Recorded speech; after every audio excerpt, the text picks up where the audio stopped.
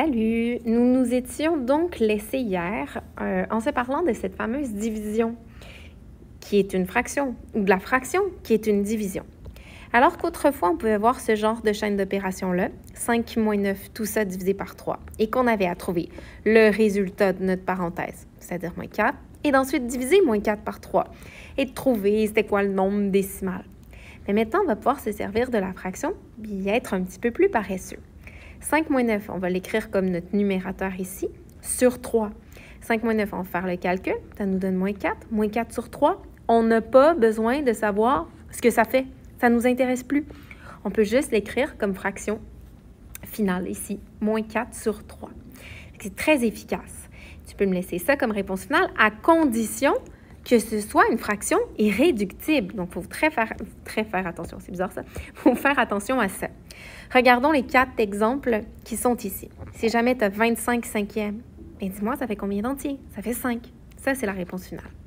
Si jamais tu as 8 unièmes, mais le dénominateur qui est 1 ici n'est pas nécessaire. Il ne sert à rien. Hein? Fait qu'on va écrire tout simplement 8. 12 neuvièmes, c'est 4 tiers ça.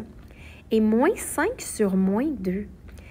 Tu sais que si deux nombres négatifs sont divisés ensemble, le résultat sera positif. Donc ici, c'est comme un peu dire que les moins s'annuleraient.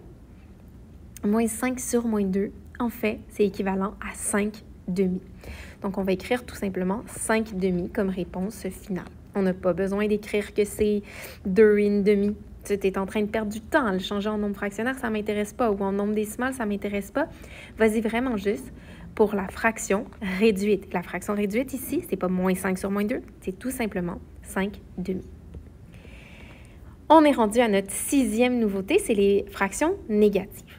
Alors, ce que je veux que tu saisisses ici, c'est qu'il existe 3 écritures équivalentes pour la même fraction négative. On peut l'écrire de 3 façons différentes. La première, c'est avec un moins qui est au numérateur. La deuxième, le moins serait plutôt placé au dénominateur. Et la troisième, le moins est directement devant la fraction.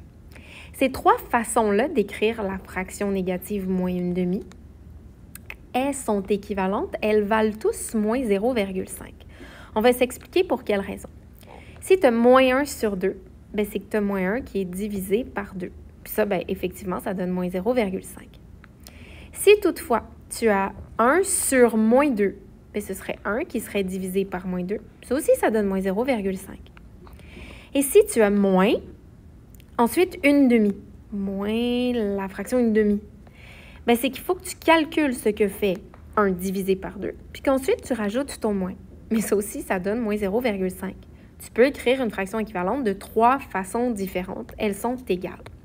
C'est ce que je veux dire par mon symbole d'égalité ici. Tout ça, ça vaut la même chose. Que le moins soit devant, que le moins... désolé, ça c'est en haut. En haut, qu'il soit devant ou qu'il soit en bas, ça vaut toujours la même chose, la même fraction. Par contre, étant donné qu'il y a des exceptions, des petites façons de faire, des conventions mathématiques, sache que le moins, lorsqu'il est au numérateur, on aime moins ça. Ça peut figurer dans ta démarche, dans tes calculs, mais pas comme réponse finale. OK? Fait qu'il faudra que tu privilégies le moins au numérateur ou le moins devant la fraction. On ne le veut pas en bas. Je pourrais te comparer ça un peu à lorsque tu m'écris 4 huitièmes comme réponse finale, moi, je peux t'enlever peut-être quelques points ou en tout cas souligner le fait que ça, c'est pas supposé être une réponse finale. Habituellement, une réponse finale, elle est réduite. Donc, je rajouterai maintenant que dans ta réponse finale, il ne faudrait pas non plus qu'il y ait un moins au dénominateur. Il faudrait soit le mettre devant ou en haut. Et là, ça, ce serait accepté. Attention! OK, ça, c'est pas vrai. Il faut faire attention à ça. C'est pas vrai que s'il y a un moins devant une fraction, tu as le droit d'aller le distribuer ou le donner au numérateur puis au dénominateur. Ça marche pas, ça. Regarde, je vais te prouver pourquoi ça marche pas. La section aussi de gauche, c'est moins une demi. Une demi, ça vaut 0,5, puis un moins devant. Fait que ça veut dire que cette valeur-là, de ce qui est à gauche, c'est de moins 0,5. Tandis que ce qui est à droite, si c'est moins 1 divisé par moins 2, ça nous donne 0,5, c'est positif.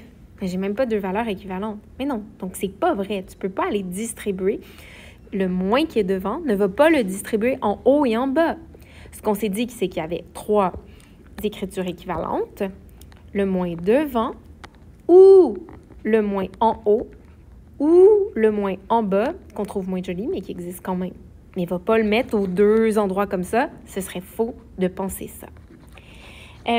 Toutefois, et j'en ai parlé tout à l'heure, toutefois ici, s'il y a un moins au numérateur et au dénominateur, bien c'est vrai de dire qu'au bout du compte, ça signifie que ta fraction est positive. Moins une demi, moins 1 sur moins 2. C'est comme ça qu'il fallait que je le dise, OK? Je recommence. Moins 1 sur moins 2, c'est moins 1 divisé par moins 2. Bien ça me donne 0,5. De l'autre côté, une demi, c'est 1 divisé par 2. Bien ça aussi, ça me donne 0,5. Parce que je sais que dans la division, je vais écrire mes 2 divisions. Dans la division, lorsque les nombres sont de même signe, mon résultat est positif dans les 2 cas.